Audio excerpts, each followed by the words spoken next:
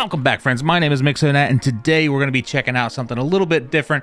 This is something that many of you may not even know exists, but this is a mini gaming PC. At least that's what it's advertised as. This is made by AceMagic. I want to give them a thank you for sending this over to let me take a look at it and test it out. But the unit they sent me has 16 gigabytes of RAM. It has the AMD Ryzen 7 5700U, which I think is a laptop CPU if I'm not mistaken, but I could be wrong there. My unit came with Crucial brand RAM. It came in a dual configuration of 8 gigabyte RAM sticks. It also came equipped with a 512 gigabyte M.2 SSD. They mean it when they mean mini PC. This PC is about the size of 2 soda cans. As you can see, it comes with AMD onboard Radeon graphics. In the front, you have 2 USB ports, an audio jack, and a Type-C USB as well.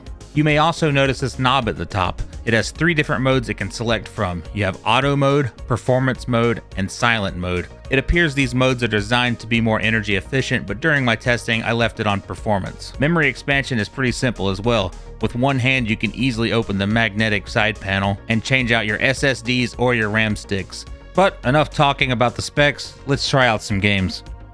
First up, we have Rise of the Tomb Raider. It is at 720p on medium settings. Had my stats set a little small, so let me blow them up here so you can see them better.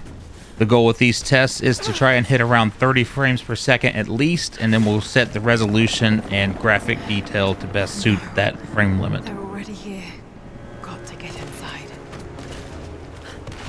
As soon as I started with this game, I was already impressed with how well this actually can play games, being that it's under $400 at the time of this video. This game felt really good at this frame limit. It is only 30 frames per second, but to me it felt like any other PlayStation 4 experience. Any stutters you see in this video is me editing where I fell. So it may stutter a little bit because I did fall a lot because it's been forever since I played this. Also, if you hear any issues with the audio, it's just the way it was recorded. It actually didn't sound like that during gameplay. Relentlessly until finally confronting them in their hidden oasis.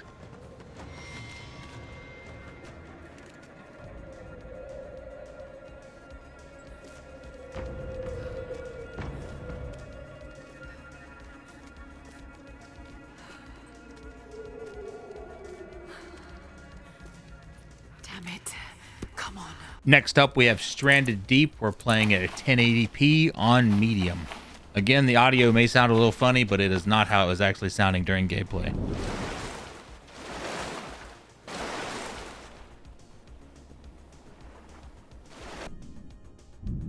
With this one as well, I was really impressed with how it played. It did have a few dips below the 30 frame per second mark, but you didn't really notice it playing. At least I didn't. I know some people may be able to see it, but I couldn't. It felt pretty smooth when I was playing it.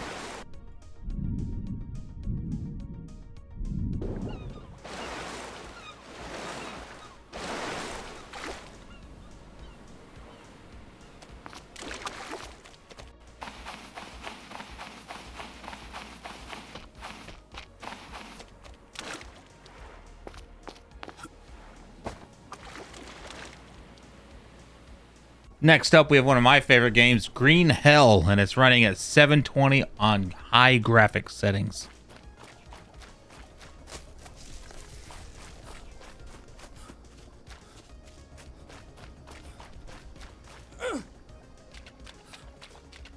Unfortunately, I couldn't get this one to 1080p. I tried it on low with 1080p, and it did like 25 to 28 frames, which isn't really 30 frames per second. It was playable, but really trying to stick around the 30 frame mark.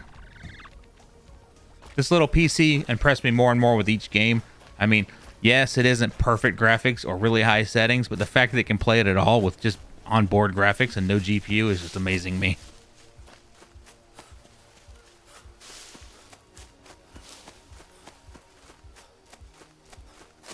Next up, we have Grounded, and this is at 720p on low. This game seems to be pretty heavy on this computer.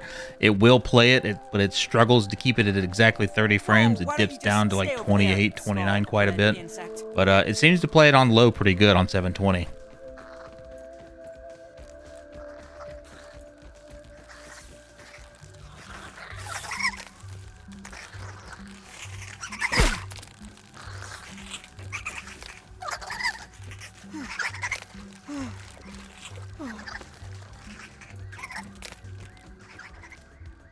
Yeah, you can see it dip down to like 26 right there. But otherwise, it feels like it's really playable, not too much issue. It reminds me a lot of like playing on PlayStation 4, honestly. Consulting Detective Weevil, hot on the trail. He's got a nose for the truth.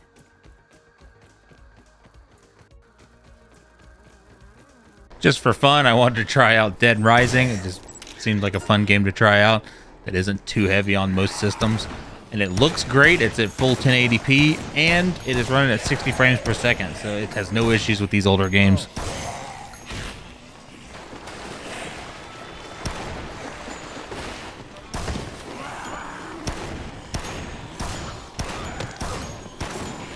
Next up, we'll try out the Baby in Yellow. I believe it's running at 1080p. It doesn't have the option to show me, but it looks like 1080p, and it's on high, and it seems to run it really well at 30 frames per second.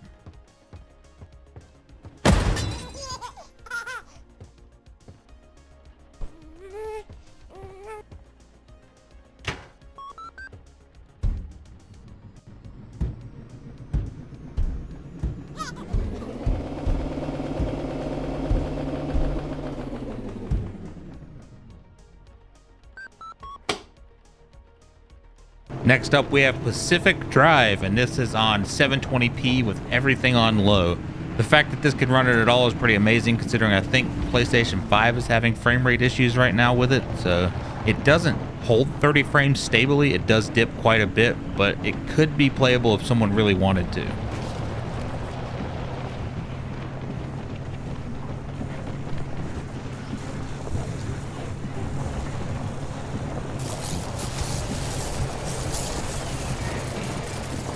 The Octobice needs different charge levels to overcome the conditions for a gateway. You'll have to feed anchors to the Octobice until it's satisfied, and she'll tell you how many she needs at any given time.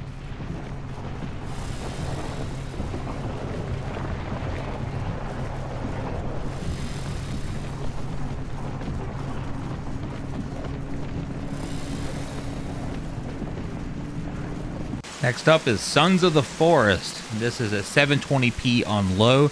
It could do it at medium on 720, but it did dip quite a lot, much like Pacific Drive.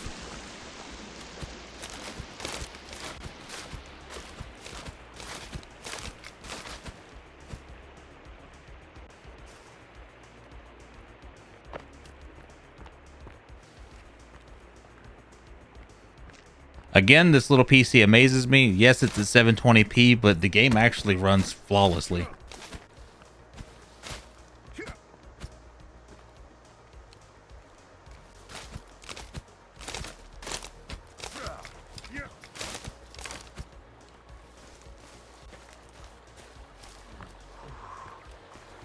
Next up is Poppy's Playtime.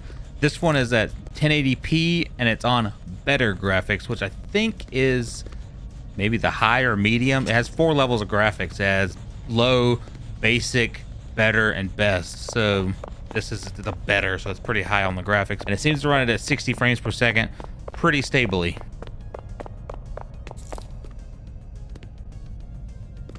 You may also notice a little bit of screen tearing. That's due to the way that I'm recording it and the VSync not lining up just right. Because when they're actually playing it, I didn't see that.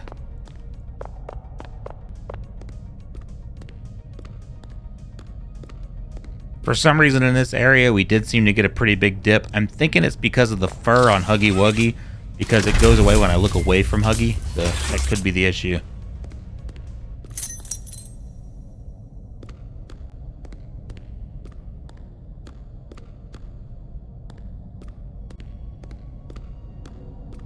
Next up, we have Fall Guys on 1080p at the highest graphic setting, and it stays 30 frames per second the entire time I was playing it.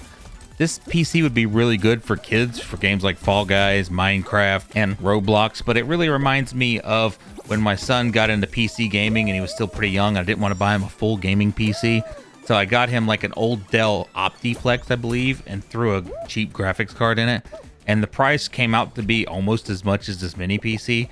And it really didn't perform as well. It was probably about half as good because the CPU was so bad. So this really could be a good option for somebody wanting to start their kids out on like a small gaming PC to get them into gaming, especially on the PC instead of, you know, something like a PlayStation. Next up is Lego Star Wars, and as you would expect, it plays it with no problem. This game really has me thinking of another use you could use these little mini PCs for, and that's for emulation. You could probably emulate most PlayStation 2, maybe even PlayStation 3 games. I know you could do a lot of arcade games with this, so emulation could really be an interesting way to go with this, and you could even build like a small arcade cabinet. Fairly easy, and be able to do probably thousands of retro games.